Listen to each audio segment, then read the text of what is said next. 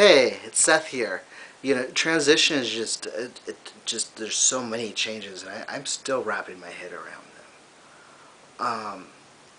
I wanted to talk about how I've been grieving sisterhood and just the relational changes uh, after transition, and then the adjusting to being seen as a guy in the world. And even though it's like what, almost 3.5 years, it's it's still an adjustment, and I'm still wrapping my head around all the different dynamics that being raised female and then not being able to express being a guy, which I am, as transgender, and then all those years being seen as female, and then transitioning to male later on in life, which I'm like 35.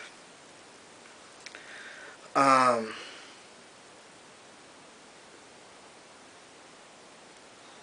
yeah, so it's tough at times because of all the assumptions that because of being seen as a white straight guy in the world.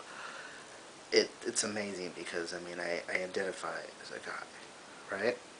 But then there's all these assumptions in the world that I don't identify with. And so, I mean, there's times I'm looking at people and I'm like, well, what's going on? Who are you actually looking at here? Are you actually seeing me? And, let's see, assumptions would be that, okay, one of them would be how I wouldn't want to talk about my emotions, which that was like one of the things that I loved before transition, which wasn't like a whole lot of things I loved, but that was one of the things I loved. It was living in the world as female. I loved that freedom to talk about your emotions and all that, and then there's less of a assumption that you wouldn't talk about emotions, and when I do, it's just sometimes I get double glances. Um, the assumption is that if there's more of an assumption that all I think about is sex, which is not true. Like, um, I'm into having an emotional connection with somebody before I'm sexual with them, and I'm monogamous, and I'm in a relationship with a female right now. So when I talk to a girl, it's not to like get in her pants.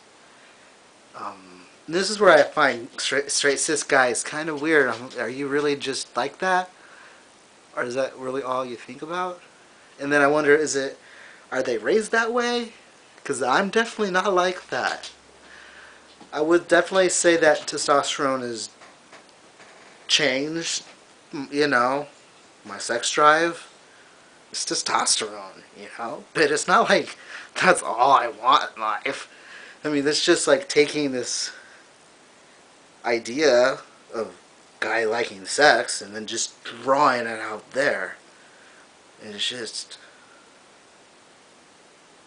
tough sometimes. That's not the only thing I think about.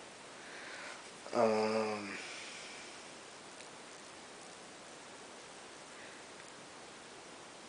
yeah, so I find myself um, grieving sisterhood recently because I I have a hard time wrapping my mind around straight cis guys, and it's not that I don't identify as a guy.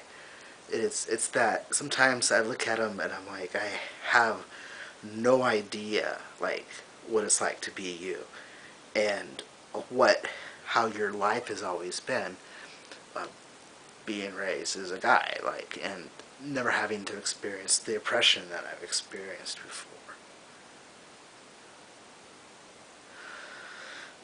Um, I prefer trans men as friends. They're like my preference, and then probably women. You know, it's not that I don't like being friends with straight cis guys, um, I have a hard time figuring out how to do them. I don't know if they are if straight cis guys are even doing the relationships with each other or what that looks like. I mean, I've had some, you know. It's different. And it makes it tough, you know, when I'm going to like a graduate program where there's like 60-80% female. And I, I find myself more inhibited with making friends with the females than I would have normally in the past, because this I now it's more difficult, you know. I'm not a part of the sisterhood anymore, and so there's more of a boundary and more of them, and then there's me, which is, you know, they're women and I'm a guy, and then there's that sexual tension supposedly, but I'm not interested in them like that. Not that they're not cute or anything like that. It's just that, like I said, you know, I'm monogamous. I'm in a relationship, and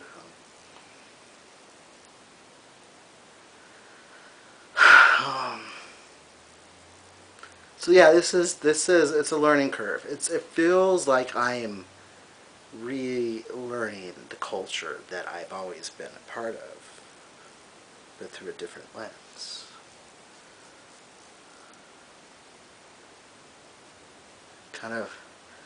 Kind of reminds me of when I was in fifth grade.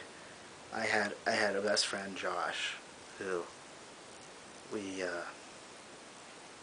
did our classes together from kindergarten all the way to the fifth grade. So we had each class together, and when in fifth grade, him and all his buddies started talking about sex, and I was the only girl that they were talking about sex around, and it got very awkward. And so I talked to my mom about it, and she says, "You're at that age now where you need to start eating with the girls." And so I went, and I went and I sat down next to the girls.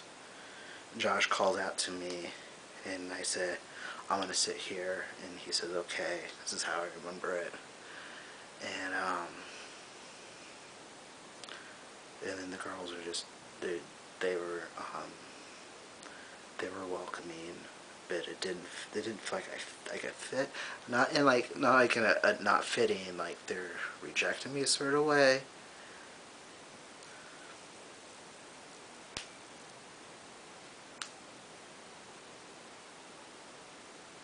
So I had to learn that culture from a place of it not like feeling natural to begin with. So now I feel like I'm back at the table, but with this completely different dynamic of knowing what it's like to be on the other side. I hope that makes sense.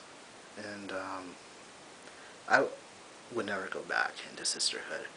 But I think it's important to throw that out there, that there is a grieving. There's a lot of different kinds of grievings that come into transition. And I think sometimes, us as transgender people, we don't want to mention the grieving part because we have so much to uphold, to protect ourselves, to just show the world the parts of us that are happy, the parts of us that are just relieved to be seen as how we are. And I'm happy and I'm relieved to be seen as how I am. But there's stuff that you have to work through and process in your transition. It's quite the process. It's quite the there's a lot of work that goes involved in it. It's not just you take the shot and then you get the physical changes, because you'll look like that, but you need to work through all those years of shame, all those years of being seen as the other when you identified